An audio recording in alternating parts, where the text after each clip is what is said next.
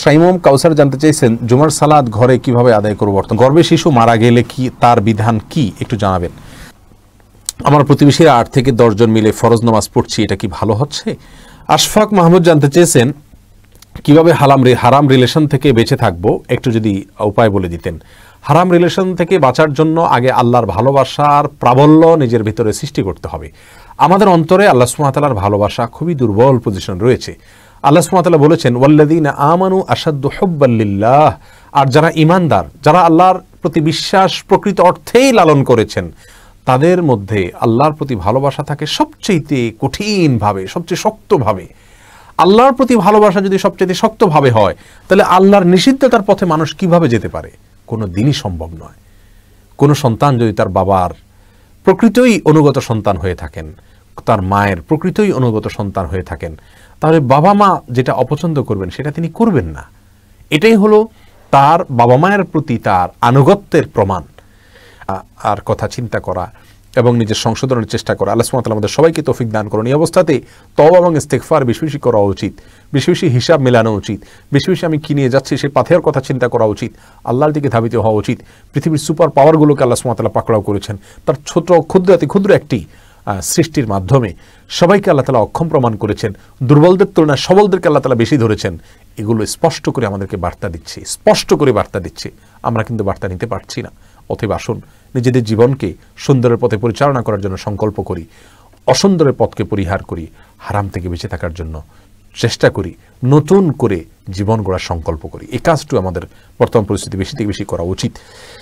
আনোয়ার হোসেন ভাই প্রশ্ন করেছেন, যেহেতু সোশ্যাল ডিস্টেন্সের কথা বা শারীরিক দূরত্বের কথা বলা হচ্ছে এই পরিস্থিতিতে এই ভাইরাস থেকে বাঁচার জন্য, অতএব আপনারা প্রতিবেশীরা মিলে জামাতে নামাজ না করাটাই আমরা ভালো মনে করব। আপনি কোথায় আছেন আমি জানি না, যদি বাংলাদেশে থেকে থাকেন অথবা যে সমস্ত অঞ্চলে করোনা ভাইরাসের প্রাদুর্ভাব ইতিমধ্যে দেখা গেছে সে সমস্ত অঞ্চলে থেকে থাকেন, তাহলে আপনাদের উচিত হবে যে এরকম 8-10 জন প্রতিবেশীদেরকে নিয়ে জামাত না করে বরং বাসায় 2-3 জনকে নিয়ে জামাত করা এবং অন্য এক পরিবার অন্য পরিবার বা কয় পরিবার একত্র হয়ে এভাবে জামাত না করাই হবে আপনার জন্য উচিত এবং উত্তম। রাহাত ইসলাম জানতে চেয়েছেন ঢাকার মধ্যে কি আপনার কোনো মাদ্রাসা আছে? ঢাকার মধ্যে আমাদের মাদ্রাসা আছে, আরেকটা মাদ্রাসা আমাদের জানুয়ারিতে শুরু করার কথা। এখন তো এই পরিস্থিতির কারণে অনেকগুলো কাজ পিছিয়ে গেল। দোয়া করেন আল্লাহ তাআলা যেন সহজ করেন। সেটা ইনশাআল্লাহ আফতাবনগরের আপনার ঈশ্বরী বিশ্ববিদ্যালয়ের কাছাকাছি একটা জায়গা আমরা করার জন্য ইতিমধ্যে সব কিছু চূড়ান্ত করেছি আলহামদুলিল্লাহ। দোয়া করেন আল্লাহ যেন সহজ করেন। মুস্তাকিম মাহমুদ জানতে চেয়েছেন, দেখুন গর্ভে যদি শিশু মারা যায় তার কি বিধান জানতে চাচ্ছেন? তার আকিকার বিধান? আকিকা দেওয়া লাগবে না যদি গর্ভে মারা যায়, দুনিয়াতে যদি না আসে। আর জানাজার বিষয় হলো অ্যারাবিয়ান স্কলাররা বলে থাকেন যে যদি তার ভিতরে প্রাণ আসে 4 মাসের পরে যদি মারা যায় তাহলে সেক্ষেত্রে তার জানাজা দিতে হবে, গর্ভে মারা গেল। আমাদের উলামা ইকরাম বলেন না, যদি পৃথিবীতে জন্মগ্রহণ করে নিঃশ্বাস নিয়ে এরপরে মারা যায় তাহলে সেক্ষেত্রে তার জানাজা দিতে হবে, অন্যথা দিতে হবে না। পরিস্থিতিতে জোহর পড়বেন, সেটাই সবচেয়ে উত্তম এবং নিরাপদ। এমনি হাসিব জানতে চেয়েছেন, ইসলামে বিশাল বহুল জীবনযাপন যেমন বাইক অথবা কার ইউজ করা যাবে কি না একটু বুঝিয়ে বলবেন। বিলাসবহুল জীবনযাপন, বাইক বা কার এটাকে তো বিলাসবহুল বলা যায় না, এটা তো একটা প্রয়োজন, এটা প্রয়োজনের অংশ। অতএব আপনি এটা ব্যবহার করতে পারবেন ইনশাআল্লাহ বিইذনিল্লাহ। কিন্তু প্রয়োজনের অতিরিক্ত একটা জায়গায় 2টা অথবা আপনার অপচয় করা, মানে যেখানে আপনার একটা গাড়ি হলে 3টা গাড়ি রাখলেন বিনা প্রয়োজনে, সেটা অনুচিত। কিন্তু শৌখিনতার বশে আপনি একটা বিশেষ মডেলের গাড়ি কিনলেন, এটা অপচয়ের মধ্যে পড়বে না ইনশাআল্লাহ বিইذনিল্লাহ। এমডি শাহিন আহমেদ জানতে চেয়েছেন, স্ত্রীকে নিয়ে বিভিন্ন ধরনের কল্পনা করা যাবে কিনা? হ্যাঁ, সব ধরনের কল্পনা আপনি করতে পারবেন স্ত্রীকে নিয়ে, অর্থাৎ আপনার আনন্দ বিনোদনমূলক যে কোনো কল্পনা করতে পারবেন। ইফতেখার কবির শাওন জানতে চেয়েছেন কিভাবে তওবা করতে হয় বলবেন। তওবা করার পদ্ধতি হলো ভাই, আগের যে গুনাহগুলো করেছেন সেগুলো থেকে ফিরে আসতে হবে, এটা হলো তওবা।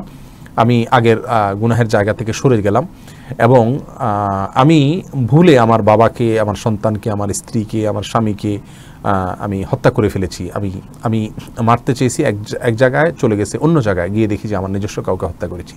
আমার এই ভুলটিকে আমি সারা জীবন যেভাবে এই ভুলটি আমাকে যেভাবে তাড়িয়ে বেড়াবে, অপরাধ বোধের অদৃশ্য দাহন আমাকে দাউ দাউ করে জ্বলাতে থাকবে, লজ্জিত করবে, অনুতপ্ত করবে, আমার কৃত অপরাধের কারণে এই ধরনের অপরাধ বোধ আমার ভিতরে জাগ্রত হবে, আমি লজ্জিত হব এবং ভবিষ্যতে আর কখনো সেই অপরাধে জড়িত না হওয়ার জন্য সংকল্প করব।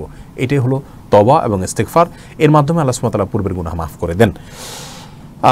এরপরে নুসরাত জাহান বোন আপনি জানতে চেয়েছেন, যদি আমার কাছে কোনো ছেলের ক্রস ছবি রাখি তাহলে কি গুনাহ হবে? ক্রাশ ছবি রাখি তাহলে কি কোনো গুনাহ হবে? ক্রাশ ছবি বলতে কিছু ধরনের ছবি বলছেন আপনি, বোঝাচ্ছেন আমি বুঝতে পারি না। যদি অস্পষ্ট কোনো ছবি থাকে কোনো অসুবিধা নেই। আসিফ আমিরই জানতে চেয়েছেন, শিক্ষামূলক ইংলিশ মুভি দেখা যাবে কিনা, সেখানে যদি নারী পুরুষের মিশ্রণ থাকে দেখতে পারবেন না, মিউজিক থাকে দেখতে পারবেন না, হারাম কোনো দৃশ্য যেটা দেখা উচিত না এরকম কিছু থাকলে দেখতে পারবেন না, যতই শিক্ষামূলক হোক না কেন। MH মুকুল জানতে চেয়েছেন, ইসলামিক বইয়ের নাম বলেন যা পড়া উচিত যুবকদের জন্য।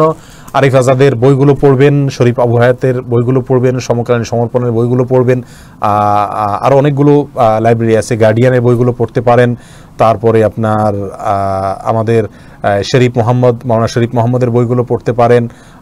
অনেক ভালো ভালো বই আছে আলহামদুলিল্লাহ, এই মূর্তিগুলো মনে আসছে। আর ইসলামের বেসিক বিষয় সম্পর্কে জানতে হলে ডক্টর খন্দকার আব্দুল্লাহ জাহাঙ্গীর রহমানুল্লাহ সমস্ত বইগুলো রেখে দিবেন এবং পড়ে শেষ করবেন, ইসলাম সম্পর্কে বেসিক ধারণা পেয়ে যাবেন ইনশাআল্লাহ বিসমিল্লাহ। মাহফুজ খোকন জানতে চেয়েছেন, হিন্দু শিক্ষকের সালাম না দিয়ে কি বলে সম্বোধন করা যাবে? নর্মাল গুড মর্নিং অথবা গুড ইভিনিং, থ্যাঙ্কস, ওয়েলকাম, শুভেচ্ছা, এই টাইপের কথা বলতে পারেন।